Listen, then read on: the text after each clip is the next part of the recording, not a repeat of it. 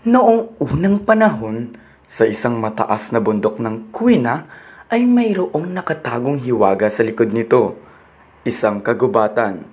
Ito ay ang kagubatan ng Sikopa, kung saan ay magkakasama ang iba't ibang uri ng hayop. Nandiyan ang mga manok na nagtitilaukan, palakang talon ng talon, ang huni ng namamayagpag na ibon, ang malakas na tunog ng mga baka, ang mga itik na palutang-lutang sa tabing ilog, mga baboy na naliligo sa putikan, kalabaw na panay kain ng damo, mga matching na naghahalambitan sa paikot ng kagubatan, at ang kuneho. Ang kuneho na siyang kilala na bilang ang Diablo ng gubat Sikopa. Pinangalanan siyang ganito ng mga kahayupan sa loob ng gubat dahil sa kasamaang idinudulot niya sa Sikopa. Lahat ng mga hayop ay wari, inaalipusta niya. Nakarating ang kuneho sa sakahan ng baboy, kung saan nakakita siya ng madaming gulay na nakatambak sa isang gilid. Ngunit, hindi na malaya ng kuneho na may nagmamay-ari na pala nito. Grabe, ang dami-daming gulay dito. Gutom na gutom pa naman ako sa aking paglalakbay. Nang lapitan ni Kuneho ang tambak ng madaming gulay, nagulat siya at mayroon palang natutulog na baboy na nagbabantay sa gulay na ito. May natutulog palang baboy dito at mukha pang binabantayan niya mga gulay na to. Hindi naman siguro siya magagalit kung kumuha ako. Oink! Oink! Oink! Anong ginagawa mo dito? Napadaan lamang ako dito sa sakahan ninyo. Sa'yo ba lahat ng gulay nito? Oo, ang dami Oo. Sa'yo ba lahat niyan? At bakit malayo ka sa ibang baboy? Pinagtatawanan kasi ako ng ibang baboy. Mainhin daw ako at mahina kumain. Kaya uubusin ko lahat itong gulay para patunayan sa kanila na kasing lakas ko lang sila. Dahil sa sobrang gutom ni Kuneho at nang marinig niya ang plano ng baboy na kainin lahat ng gulay na nakatambak, naisipan niya na kuhanin na ang gulay nito. Alam mo ba, may alam akong lugar sa gubat na mas marami pang gulay. Maaari kang pumunta doon para dumami palalo ang gulay mo. Ganon ba? Ito naman na sa akin yan. Teka, hindi kaya sa pag-alis ko ay kunin mo ang aking nakatambak na gulay at kainin ito? Hindi Nangangako ako sa iyo na babantayan ko ito upang wala pang ibang kumuha. Aantayin kita sa pagbalik mo. Pumayag ang baboy at tumungo sa gubat, kaya't ang Kuneho ay naiwan sa sakahan na may maraming gulay na nakatambak. Sa sobrang gutom si Kuneho ay hindi na niya napigilan at kinain niya ang lahat ng gulay na nakatambak. Ang sarap. Busog na busog ako. Wala pa ata ang baboy na yun. Dapat umalis na ako bago pa siya makabalik. Matapos naman ang ginawa ni Kuneho sa baboy, ay naglakad ang Kuneho paikot sa kagubatan. Nakita ni Kuneho ang gansa, malinis at maganda, na nagpapaligo. Ang linis, ang puti. Samantalang ako, laging marumi. Habang pinagmamasdan ni Kuneho ang gansa, ay may nakita si Kuneho na putik sa tabi at kaalinsabay nito ang naisip niyang kalokohang gawin. Tingnan natin kung kasing ganda ka pa rin. Aba, Kuneho, nadumihan ako. Umalis na lamang si Kuneho na tumatawa at naglalakad ng masaya na iniisip na nagawa niya ng tama ang kanyang binabalak. Wala nang maganda sa gansa na yon. At pagkatapos nito ay umalis na siya upang magliwaliw.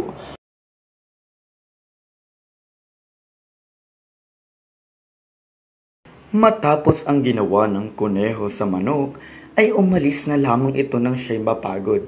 Sa kabilang banda, isang tanghaling tapat ang naghihintay sa kanya. Sikat na sikat ang araw, at nakita niya ang masipag na palaka. Naisipan nitong mag-imbak ng tubig dahil unti-unti nang natutuyo ang tubig sa lawa. Nagsimula nang tumungo ang palaka papunta sa kukuhanan niya ng tubig. Nang wala pa sa kalayuan ang palaka, may napadaan na kuneho sa teritoryo niya. Ang init ng sikat ng araw. Ako'y uhaw na. Napadaan ako sa sapa, ngunit ang tubig ay tuyo na. Habang natutuyuan na ng lalamunan si kuneho, ay nahagilap niya, gamit ang kanyang dalawang mata, ang isang lalagyanan na punong-puno ng tubig. Yay! Mayroong tubig roon. Ngunit dito nakatira ang palaka. Pero hayaan mo na. Ako'y nauuhaw na.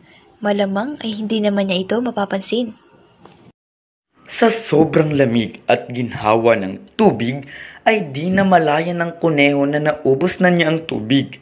Kaya, nagpahinga na lamang siya sa isang tabi at di na malayang papunta na pala ang palaka.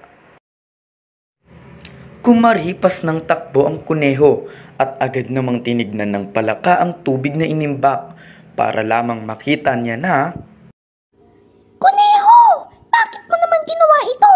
Hindi mo ba nakikitang may nakatira rito? Ang masama pa'y inubos mo na ang aking mga tubig. Kung ika'y manghihingi, sana'y nagtira man lang kahit kaunti. Hindi ba't ika'y masipag?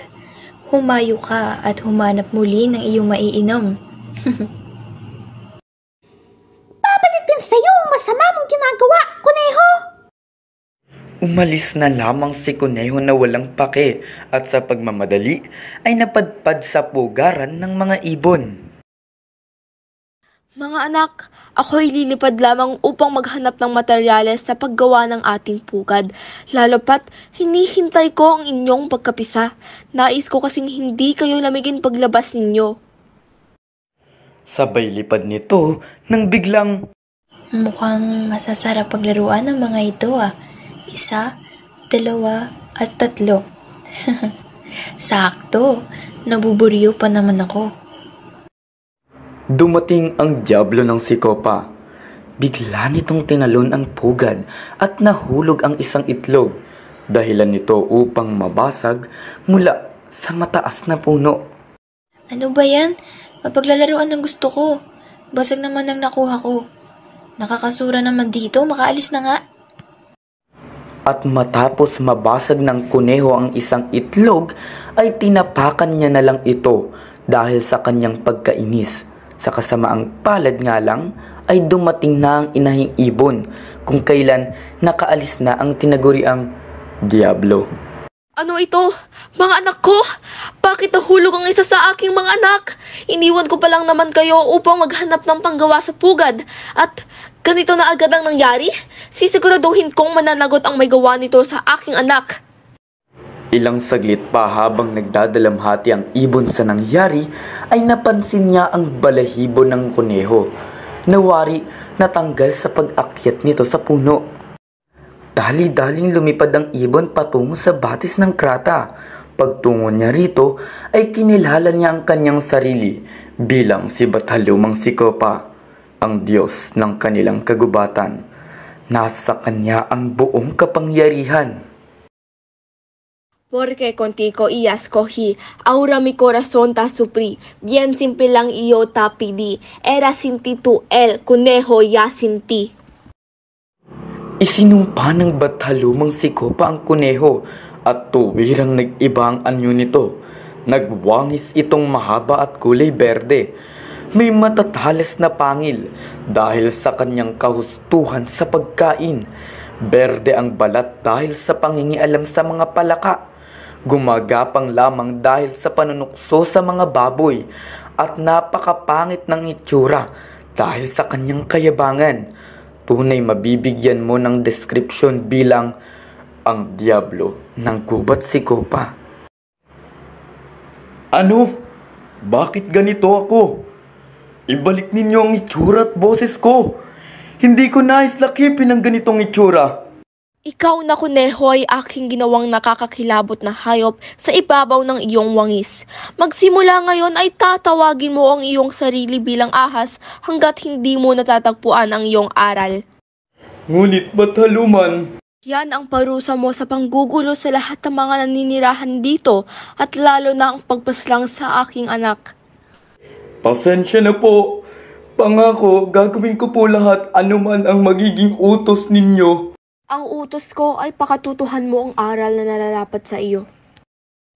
At nangyari na nga ang pagpaparusa at pagsusumpa ni Bathalumang si Copa sa kunehong tinaguriang Diablo. Pumunta ang kuneho sa iba't ibang lugar at natagpuan niyang mas lalo siyang kinamuhian ng mga hayop. Batuhin nyo! Napakapangit ng wangis. Oo nga, batuhin ninyo. Basain nyo ng tubig. Baka kung anong gawin sa atin yan. Maawa naman kayo sa akin. Ako ito ang kuneho. Wala namang magandang tulot yan. Hindi ba kayo naawa sa akin? Ganito na nga ang aking kalagayan. Sino ang maaawa sa'yo? Sa kabila ng lahat ng ginawa mo, lumayas ka! Oo nga!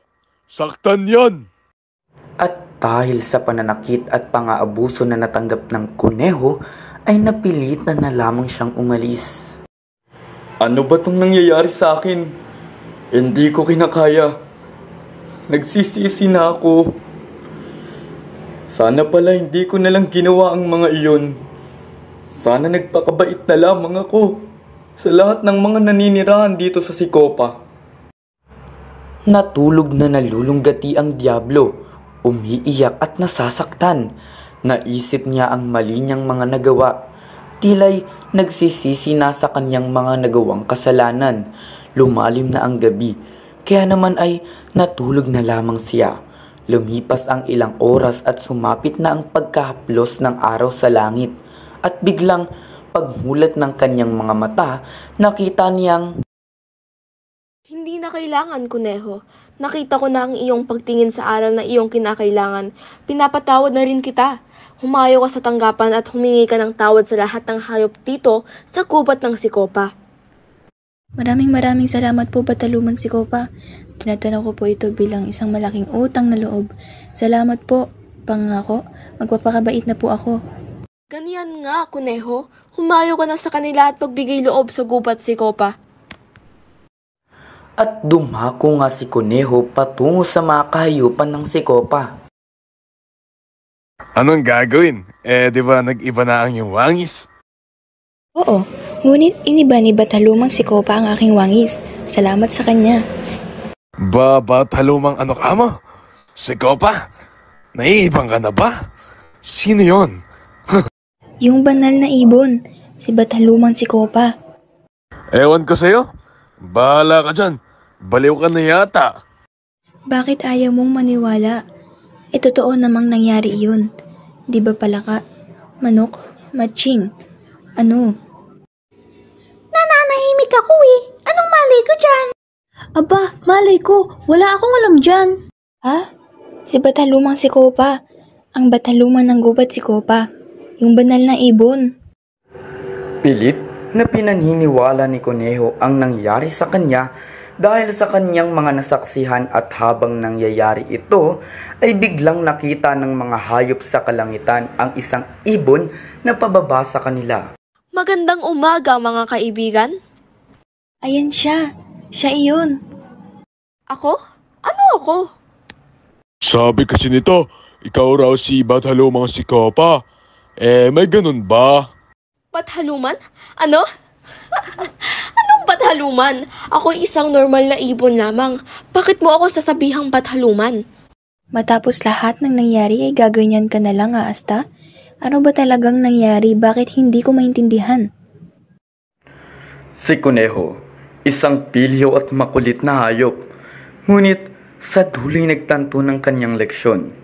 Gulong-gulo si Kuneho kung ano nga ba ang nangyari. Si Bathalumang si Copa, ang konsensya ni Kuneho. Lumalabas na hindi naman talaga totoong nabubuhay si Bathalumang si Copa. Ito lamang ay guni-guni sa isipan ni Kuneho. Isipang kailan may hindi malilimutan.